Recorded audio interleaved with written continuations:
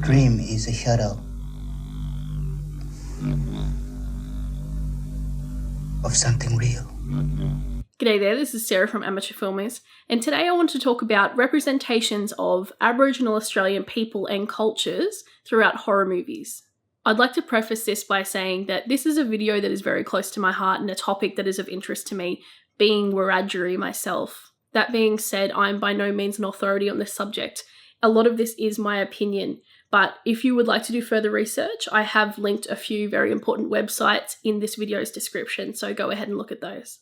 The movies I talk about in this video are not an exhaustive list of Aboriginal horror movies or horror movies featuring Aboriginal cultures and people, but they're a really good starting point. They also mark very different eras in the history of Australian cinema as well. These are also the films that I had access to, as a lot of them aren't actually available on any physical media or any streaming service currently. The earliest film I talk about within this video is from the 1970s, and we cover about 40 years of Australian cinema. And within this 40 years, we see a lot of change in how Aboriginal people and culture are depicted. A lot of the Aboriginal folklore that is used within these films is actually in some part inspired by the dreaming. The dreaming can be best described as the source of all creation and knowledge. It exists within its own realm, but also interacts with the human realm. One of the key ideas of the dreaming is that all human life, animal life, and the land itself is connected. And as a result, a lot of the horror movies on this list actually feature the land as a source of horror. Another important thing to note is that a lot of these films actually tackle notions of colonization, dispossession, and the erasure of culture. And while you could argue that some of these films are not strictly horror, they may have elements of horror within them. Our list begins in 1977 with a film by Peter Weir, most known for his film Picnic at Hanging Rock. Riding on the success of Picnic at Hanging Rock, Weir set out to create another ecological horror, this time involving Aboriginal mysticism. Our protagonist David Burton acts as a defense lawyer to a group of Aboriginal men accused of the murder of one of their friends. David begins to experience apocalyptic visions, which he soon realizes is connected to the group of men he is defending. The supporting lead within this film is portrayed by Yolngu man and esteemed Australian actor David Gulpilil, whose character borders on omniscient and who appears to the protagonist in a dream. Fittingly, all the Aboriginal characters within this film are portrayed to have a sacred knowledge of earth and time, which is perhaps symbolic of that idea of the dreaming. This knowledge is physically represented in a set of sacred stones, when, in the hands of the wrong person, could bring about an unknown disaster. Most Australian films from the 1970s portray Aboriginal people this way, as helpful and wise but also mysterious, creating a disconnect between them and our white protagonists. The Last Wave does not delve into the lived experiences of Aboriginal characters. In fact, the scarcity of the Aboriginal people within this city is reflected when the protagonist's wife mentions that although she's lived in Australia all her life, she had never once met an Aboriginal person. The film instead chooses to use Aboriginal cultures and people as harbingers of a cataclysmic event, the only thing standing between humanity and its destruction.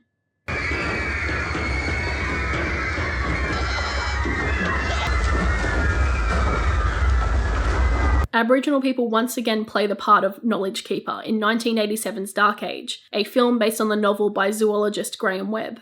Dark Age centres around a government ranger who has been tasked with hunting down a gigantic crocodile who's been killing off Darwin fishermen. Added conflict arises when the Aboriginal community reveal that the crocodile is an ancient being, a feature of the dreaming whose body contains the spirit of their kin before them.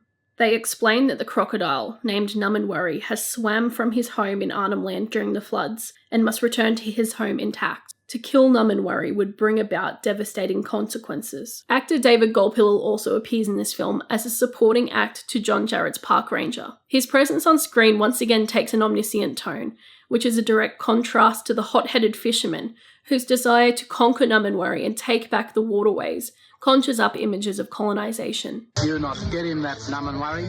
Him smart.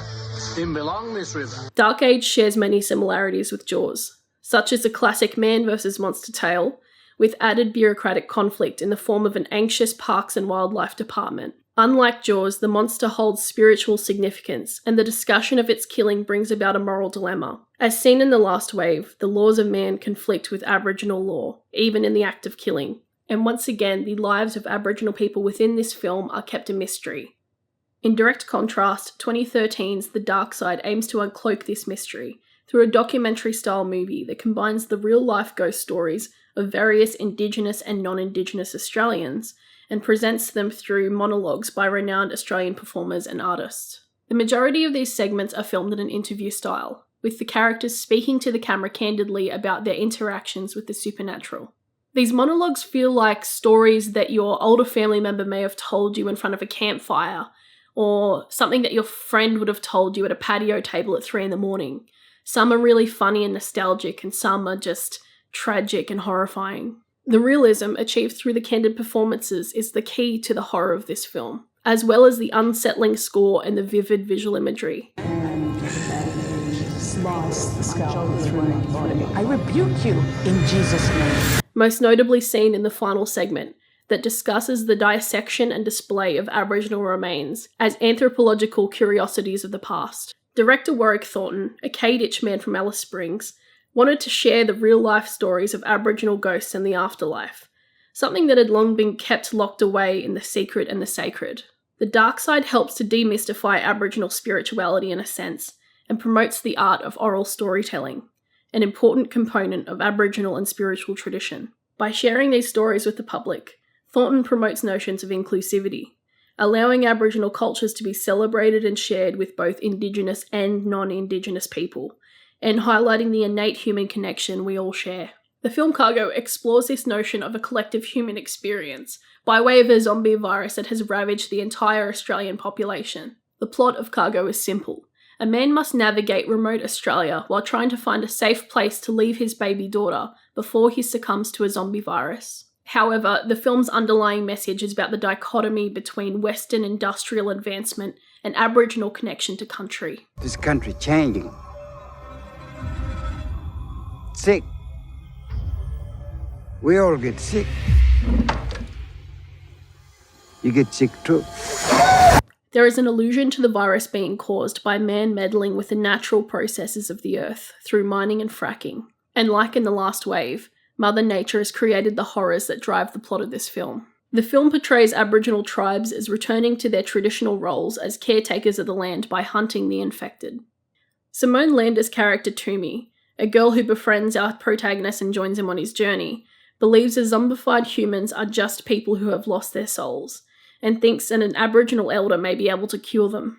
David Goldpillar once again plays the part of an Aboriginal elder who borders on omniscient, telling the protagonist that man has poisoned the earth, and once again exploring the idea that Aboriginal characters have a sacred knowledge of the land and of life itself. Such sacred knowledge is shared in part by oral histories and in secret ceremonies, traditions that have long been exclusive to tribal members. It could be argued that this mystery is explored because the directors themselves are not Aboriginal, but it could be also related to the cultural sensitivity of portraying Aboriginal deities and specific parts of Aboriginal culture. Cultural sensitivity is the driving dilemma in Ginbyne, set in the titular town located near the Snowy Mountains. While not explicitly horror, this film does feature horrific elements and the presence of a mysterious killer. The film opens with a young woman being run off a road by a man in a truck. Nothing is known about her fate. A group of men go on their annual fishing trip in a secluded area in the mountains. One of them discovers the body of a young woman, but they delay reporting the body to authorities until the end of their fishing trip. What seems like a simple decision transforms the lives of each man and their relationships with their families. The wife of one of the men discovers her husband's misdeed and is consumed with guilt, knowing that the girl's family was probably searching for her for days. The situation is complicated even further when they discover that the woman was Aboriginal, and the men's decision to neglect reporting may have been racially motivated. This film, like many others on this list, features a unique discussion on morality, in particular respect for the dead. Like many cultures around the world, Aboriginal tribes have specific protocols surrounding the treatment of human remains and funerary practices. Another issue referenced is the normalisation of violence towards Aboriginal women. While the woman's killer is seen throughout the film in many scenes, he is never caught nor even suspected. This hints at a deeper issue of the police force's attitudes towards cases involving Aboriginal people. While the cultural and spiritual beliefs of the Aboriginal people is one of the main plots in this film, the presence of such themes is a passive one, and we are not given a deep look into their lived experience. The river is a very long, long way away, and there are no bad men here, okay? Moving away from the spiritual and more towards the visceral, The Chant of Jimmy Blacksmith was one of many films categorised in the UK as a video nasty because it showed the brutal reality of life in colonial Australia for Aboriginal people. The titular character of Jimmy Blacksmith, based on real-life Aboriginal outlaw Jimmy Governor, is a half Aboriginal man raised by a pastor and his wife, whose European upbringing makes him an outcast in his Aboriginal community, but whose dark skin also makes him a target of extreme racism by white Australians. Jimmy is often compared to and set apart from his biological family, who was seen as morally corrupt. Jimmy works tirelessly to improve his social standing and prove to others that he is not like his kin. However, after facing years of mistreatment at the hands of his employers while working as a farmhand, Jimmy decides to go on a bloody rampage against his oppressors. While it sounds like your typical revenge flick, Jimmy Blacksmith is not the typical anti-hero, as women and children often become the victim of both his internalised racism as well as his vengeance. As in Ginbyne, the proportionately high rate of violence committed towards Indigenous women is explored in The Chant of Jimmy Blacksmith, but is very much normalised within the scope and narrative of this film. When viewed from a modern context, this normalisation is disturbing and eye-opening. This film also explores the moral complexities of cultural identity, and more importantly challenges the idea that a value of an Indigenous person is measured in their benevolence and their ability to adhere to Western social conventions.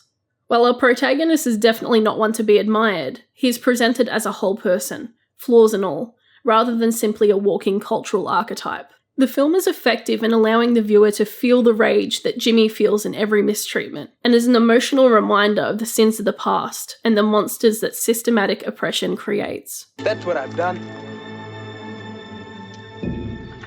Declared war! The politics of identity are further explored in Jennifer Kent's Nightingale, which centres around the story of Claire, a young female Irish convict who enlists the help of an Aboriginal tracker to track down a British officer who has abused her and murdered her family. The film itself is very hard to watch. It features instances of physical and sexual abuse, which actually famously caused a mass walkout during the Sydney Film Festival. The horrors displayed on screen can be quite traumatising, and while some may see this depiction as overindulgent, it accurately depicts the atrocities committed against Aboriginals during the infamous Black War in Tasmania, and accurately depicts the treatment of female convicts in colonial Australia. In many ways, if the film makes you feel uncomfortable, it's clearly communicated its message. The two protagonists, while appearing hostile to each other at first, develop an unlikely kinship as they navigate the unforgiving Tasmanian wilderness together and bond over their respective oppression at the hands of the British. The drawing of parallels between racial and gendered oppression is often a contentious topic. While Claire faces the death of her family and the violation of her body, Mangana faces the extinction of his people. The Nightingale shares many similarities with The Chant of Jimmy Blacksmith, most notably in its depiction of gratuitous sexual violence towards Aboriginal women. This poses an important question. Does this depiction do more harm than good, or does it shine a light on an issue that is still prevalent today? What are you doing? I don't want no trouble. There are many different interpretations of Aboriginal culture and people across film and television, and this video touches on just a few. These films capture the joy, complexity, misery, and horror of Aboriginal Australia. I cannot think of a better genre than horror to display the fear, uncertainty, and darkness that years of dispossession and colonisation have created. Stories and oral histories have been passed down from generation to generation for over 60,000 years. And in the past 50 years, we've been able to see these stories be translated onto the screen. Hopefully in the future we can see more of these stories be translated to the screen. Thank you so much for watching. If you want to know about the issues I've discussed, or if you want to see a full list of Aboriginal cinema, I have included a few links in the video's description. If you like this type of video that I've done, or if you have any advice or ideas for future videos, please definitely comment down below. I'd really like to hear from you. Thank you once again for watching, and we'll see you in the next video.